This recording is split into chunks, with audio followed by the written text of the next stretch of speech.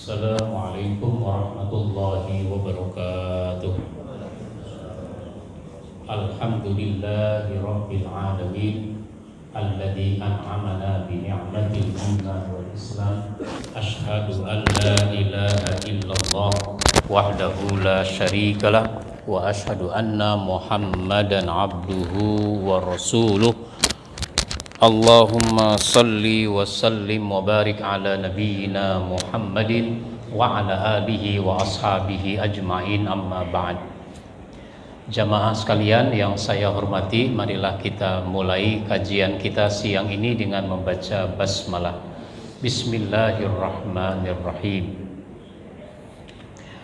Pada hari ini asbabun nuzul kita bahas ayat yang berkaitan dengan ibadah puasa, yaitu ayat 187 dari surat Al-Baqarah. Sebagai bulan yang mulia, Allah Subhanahu wa ta'ala menentukan ketentuan yang berkaitan dengan bulan Ramadan.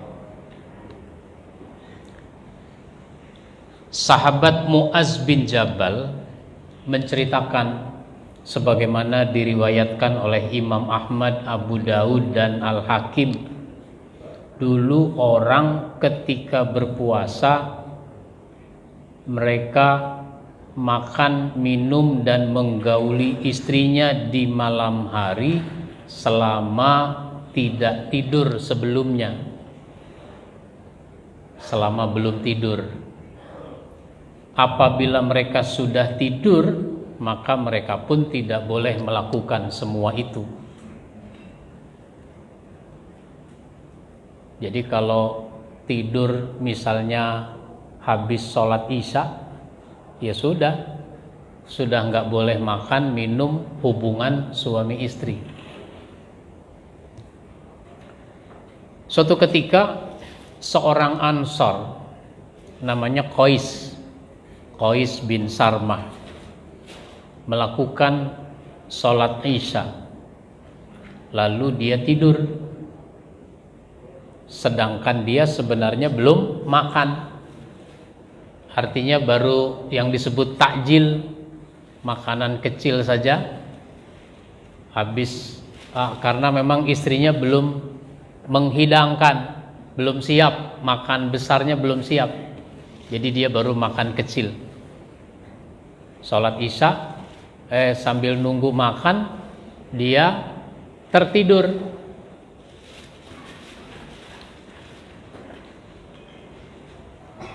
Sedangkan dia belum makan dan minum.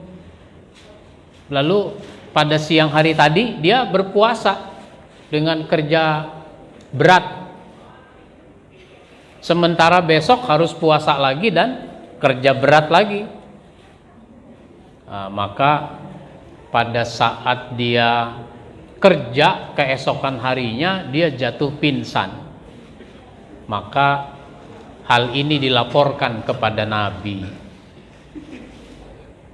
Nah, kasus kedua itu terjadi pada Umar bin Khattab. Jadi Umar bin Khattab ini melakukan hubungan dengan istrinya pada malam Ramadan itu. Dia lupa kalau itu nggak boleh, tapi udah terjadi, mau dikata apa? Puasa tetap berjalan, dan dia kemudian pada keesokan harinya bertanya kepada Rasul, "Ya Rasul, celaka saya." "Celaka kenapa? Semalam saya hubungan sama istri." "Kan nggak boleh." Nah, maka turunlah ayat ini. Jadi dua kasus ini itu diturunkan ini ayat.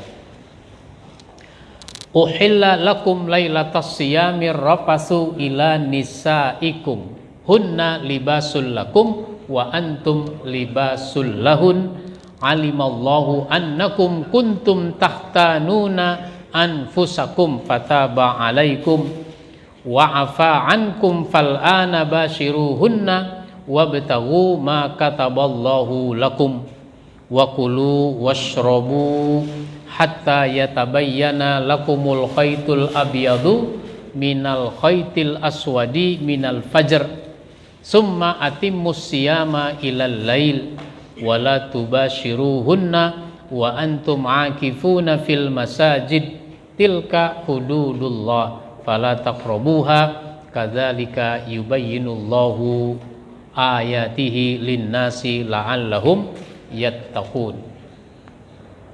Dihalalkan bagi kamu pada malam hari di bulan Ramadan itu bercampur dengan istri-istri kamu.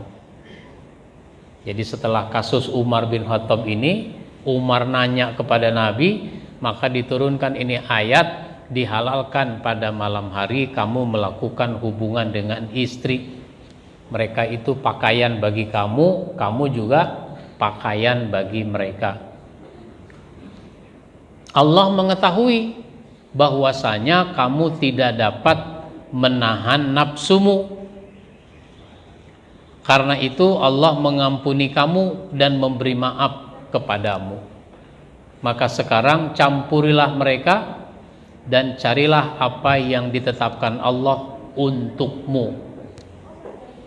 Yang ditetapkan oleh Allah kalau hubungan seksual itu adalah istri. Hubungan seks itu dengan istri, dengan suami. Malam Ramadan dihalalkan. Meskipun sudah dihalalkan di malam hari, ternyata ada juga kasus seorang sahabat melakukan hubungan dengan istrinya pada siang hari.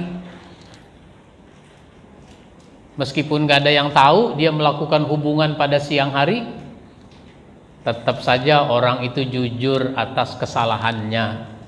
Datang dia kepada Nabi, ya Rasul, celaka saya.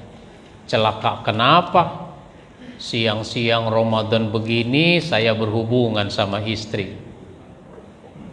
Wah, kalau begitu kamu harus bayar kafarat. Kafaratnya apa? Puasa 2 bulan. Waduh, saya nggak sanggup, ini aja jebol. Bagaimana puasa 2 bulan? Ya kalau begitu kamu bebaskan budak. Saya nggak punya duit, budak kan mahal. Ya kalau begitu kamu kasih makan 60 orang miskin. Ya Rasul, ngasih makan istri anak aja saya udah susah. Bagaimana mau ngasih makan 60 orang? Nah, percakapan ini didengar oleh seorang sahabat yang juga ada keperluan dengan Rasul. Akhirnya sahabat itu pulang lagi, nggak jadi masuk. Tapi dia balik lagi. Baliknya bawa kurma sebakul besar.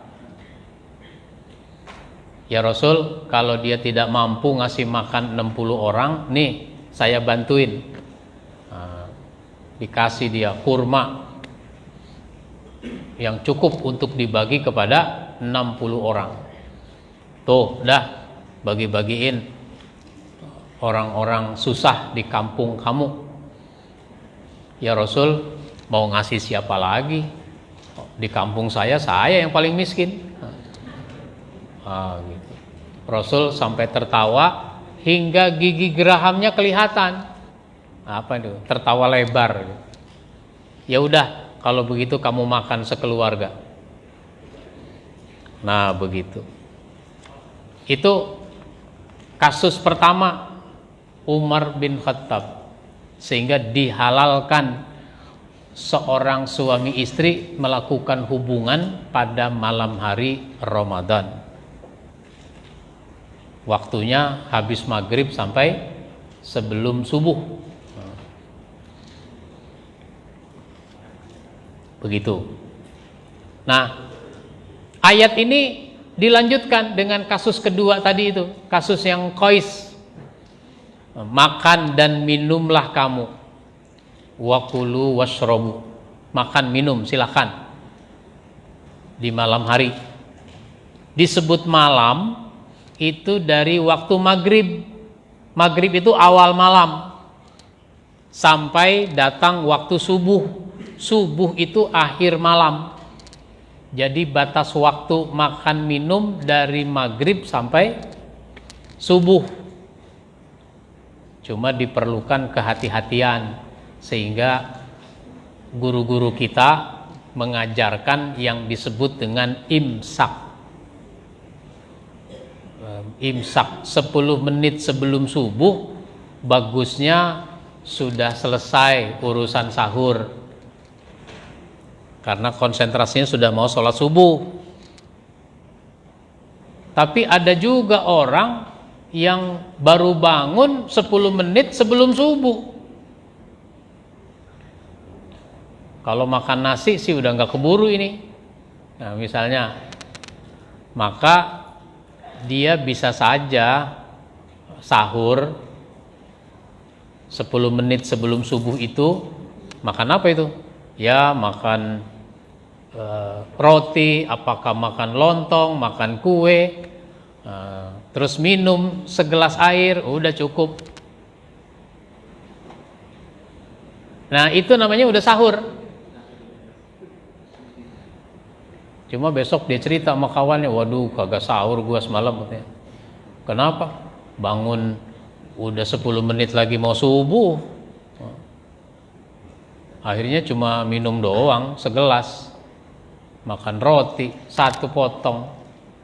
Ya itu udah sahur namanya. Oh itu udah sahur? Iya, kan gak makan nasi. Ya sahur itu gak mesti makan nasi.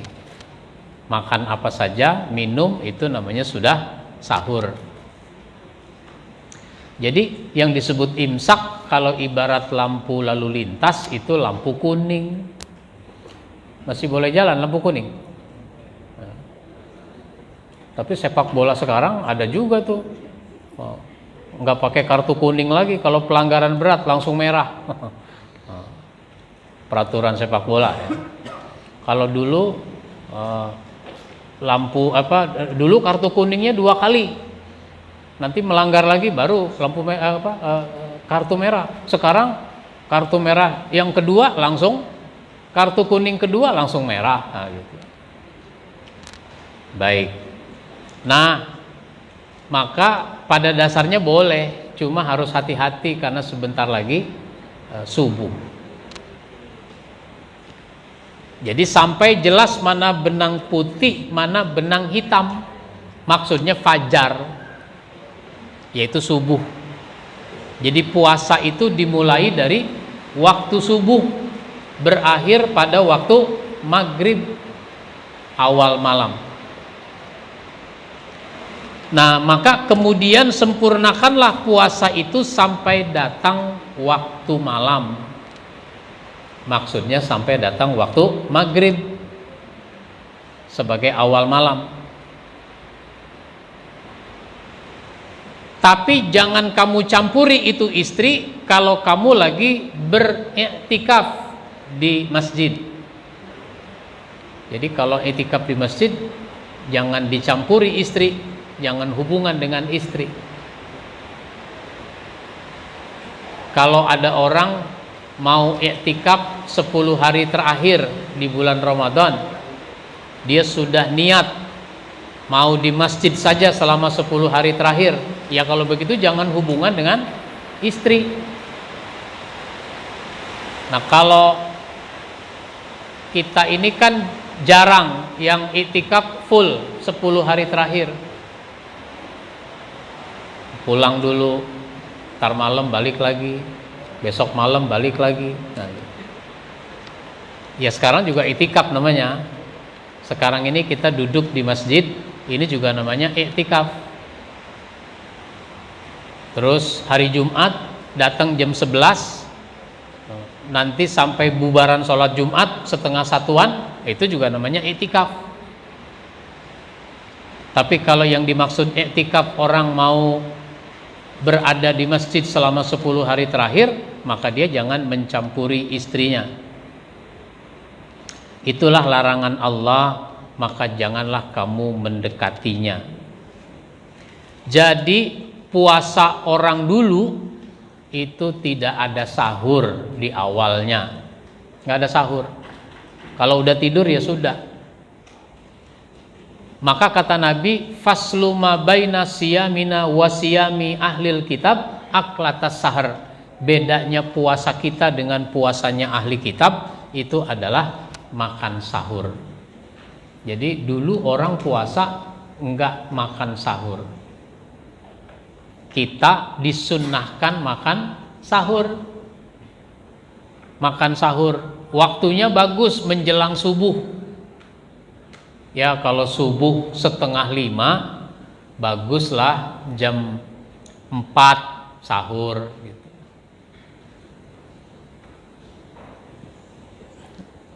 Jangan sahurnya jam 2. Jangan sahurnya mau tidur.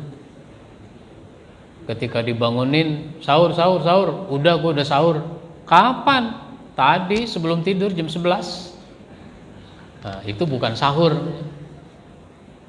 Jadi kalau sahur itu menjelang subuh. Itu satu. Yang kedua, puasanya orang terdahulu itu dari segi waktu lama. Misalnya puasanya Nabi Daud alaihi salam itu sehari puasa, sehari tidak. Ahabbus siyam siyamu Daud. Puasa yang disukai Allah itu adalah puasanya Daud. Kenapa? Sehari puasa, sehari tidak. Jadi Nabi Daud itu kalau mau dihitung secara total, puasanya 6 bulan dalam setahun. Kalau kita kan cuma ayyamam ma'dudat, hanya beberapa hari, yaitu 1 bulan Ramadan. Yang kalau enggak 29, 20 sama 30. Kalau enggak 29, 30. Enggak ada 28, enggak ada 31. Begitu. Nah, puasanya Nabi Daud itu 6 bulan dalam setahun. 6 bulan itu tidak dari bulan 1 sampai bulan 6. Enggak dari bulan 7 sampai bulan 12. Tapi sehari puasa, sehari tidak. Yang pada masa Nabi Muhammad, syariat Nabi Muhammad, ini puasanya Nabi Daud menjadi puasa sunnah yang terbaik. Puasa sunat yang terbaik. Senin puasa, Selasa tidak, Rabu puasa, Kamis tidak, Jumat puasa, Sabtu tidak, terus begitu. Boleh kalau orang mau melakukannya. Sehari puasa, sehari tidak. Kalau Nabi Musa puasanya 40 hari. Jadi puasanya orang dulu lebih lama. Kalau kita sebentar saja. Cuma ayyamam ma'dudat selama sebulan. Jadi ini sesuatu yang ringan. Sesuatu yang ringan, puasa Ramadan. Oleh karenanya puasa Ramadan ini harus kita persiapkan diri kita agar kita bisa melaksanakannya dengan sebaik-baiknya. Saya beri waktu untuk yang mau bertanya. Silahkan, ada yang mau bertanya?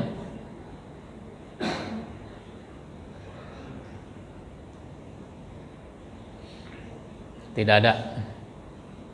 Kita sambung sedikit, mengingatkan saja bahwa ibadah puasa itu harus kita berniat.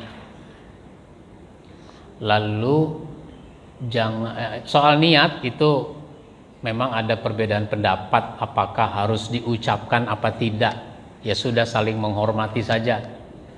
Ada yang harus mengucapkan, baca di malam hari nawaitu shauma ghadin.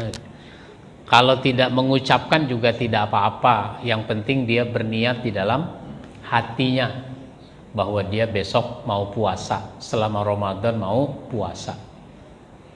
lalu meninggalkan hal-hal yang bisa membatalkan puasa itu. Apa yang membatalkan? Makan, minum dengan sengaja. Kalau tidak sengaja, ya tidak batal, namanya juga lupa. Mungkin saja ada orang lupa sehingga dia makan minum. Udah makan setengah piring, ada yang, lu kagak puasa? Puasa ya ini ya, lupa saya. Ya sudah, yang setengah piring lagi jangan diterusin. Kalau diterusin namanya bukan lupa, sengaja. Yang setengah piring udah terlanjur, nggak apa-apa. Nah, itu lupa. Jadi makan minum dengan sengaja. Apalagi yang bisa membatalkan puasa, keluar sperma dengan sengaja. Artinya dia keluar sperma dengan sengaja. Misalnya melakukan hubungan suami istri, atau bercumbu rayu dengan istrinya, atau ada orang nonton video porno dan sebagainya yang menyebabkan spermanya keluar dengan sengaja. Kalau dia tidur di siang hari lalu dia mimpi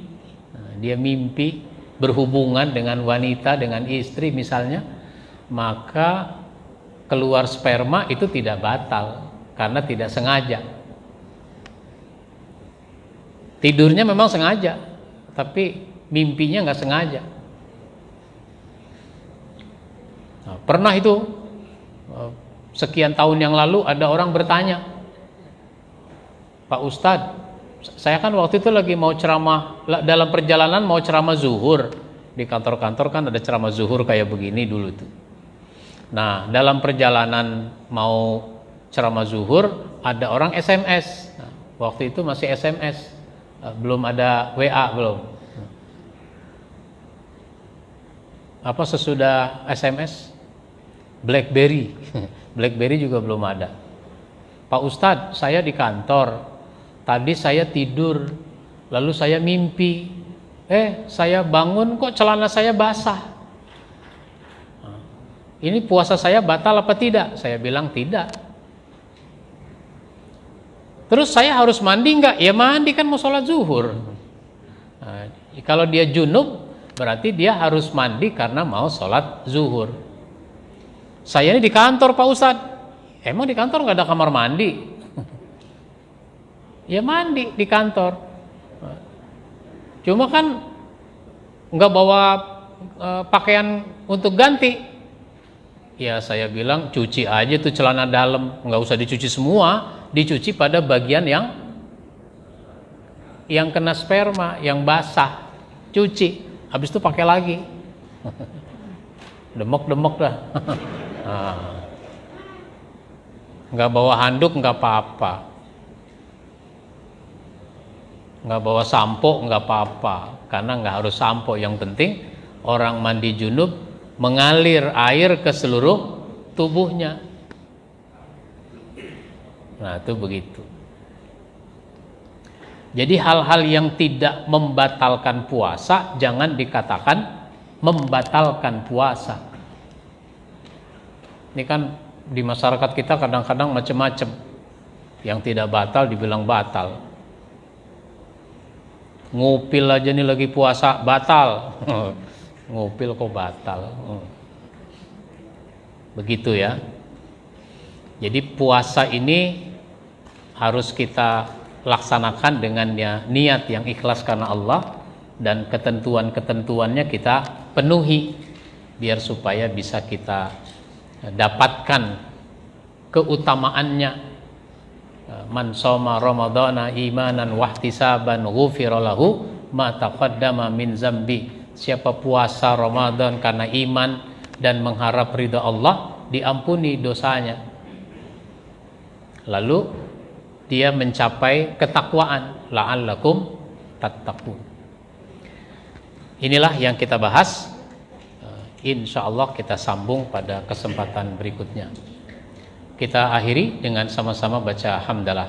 Alhamdulillahirabbil alamin. Wassalamualaikum warahmatullahi wabarakatuh.